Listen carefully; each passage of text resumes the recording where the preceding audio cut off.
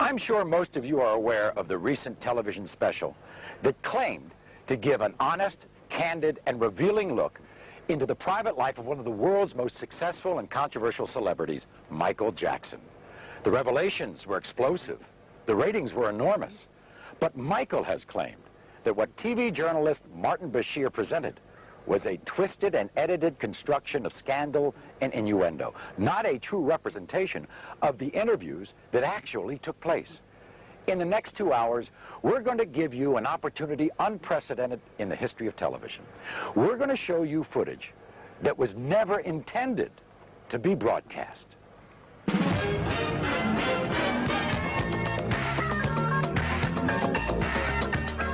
Tonight, the private video from Michael's own cameras. Cameras that shot the Michael Jackson interview. The footage you were never meant to see. As much as I do not speak about my family, I will. Right now. For the first time, Michael's ex-wife speaks out in public.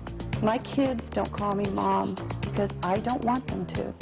You'll find out what really happened during the astonishing incidents with his children in Germany. And I've seen people that flip their kids up in the air and do somersaults and catch them. To be honest with you, I think wait another 4 or 5 years, the kids will come in front of a camera and they will defend their daddy. You'll hear about Michael's childhood. One of the things I can see this man tried to do, he tried to pin something on me where I was real brutal. You'll find out how Michael really feels about his father. He doesn't know this, but I walk in the room and his presence will be there and I'll faint. You'll hear about Michael's surgery that the other special didn't mention. The whole top of his head caught fire right in front of my eyes. You'll hear the truth behind Michael's children and their disguises. Michael's very proud of his children.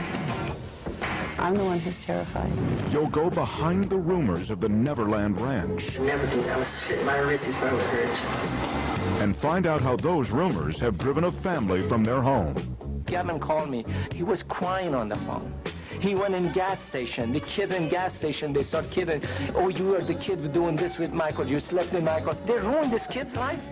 You'll hear from the people closest to Michael.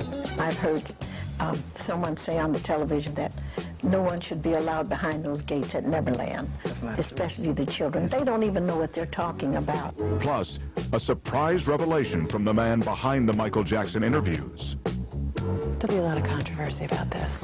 This is tabloid stuff. Well, you're beyond this. I know. You're a respected journalist. All tonight on the Michael Jackson interview. The footage you were never meant to see. Hosted by Maury Povich. With Mr. Bashir's full knowledge, Michael had his own behind-the-scenes camera documenting the major interviews. The quality of the audio and video may be a bit raw at times, but it will enable you to see and hear the interviews as they actually happen, and will allow you, the viewing audience, to draw your own conclusions. And while Michael Jackson has provided this footage to us, he has absolutely no control over the editorial content of this program.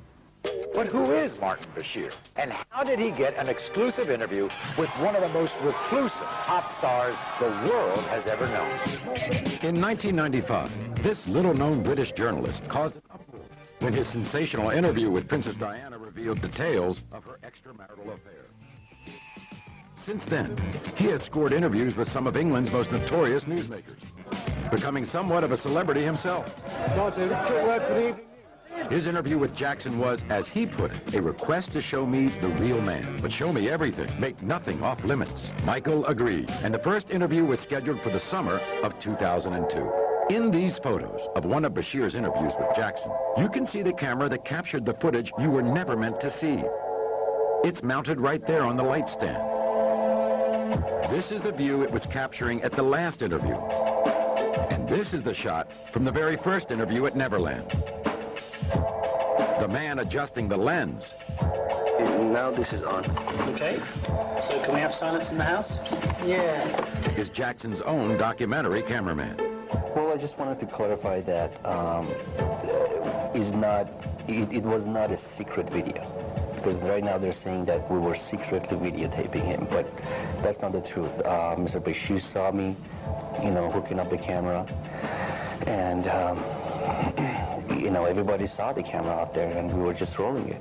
We usually do documentary on every, you know, things that Mr. Jackson does. Do you think that your success has actually made people turn against you?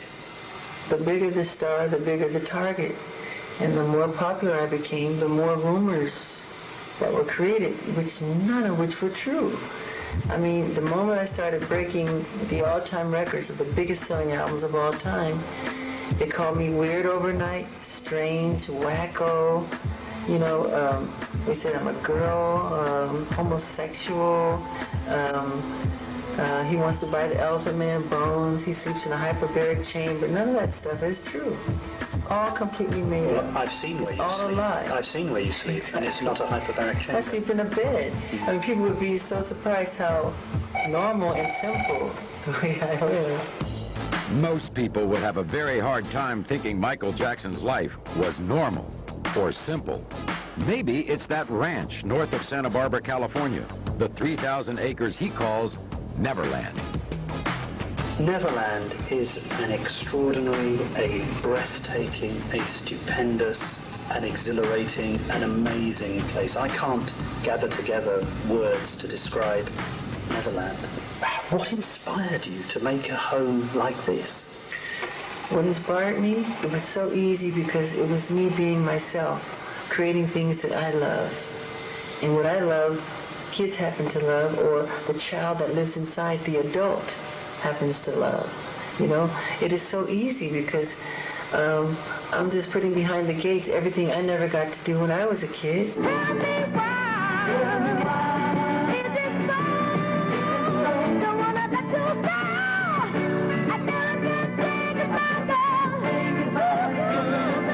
you have regrets about the way your life has been? Somewhat. And what do you regret? I was really little, when 11 or 12.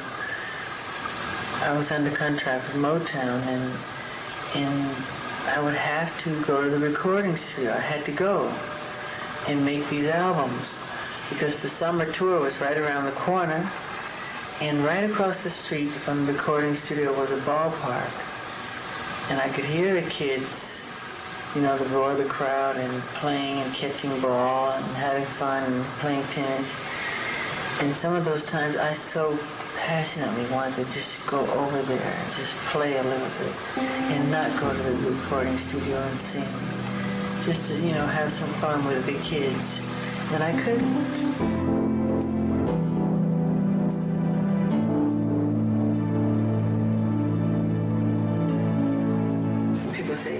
With children.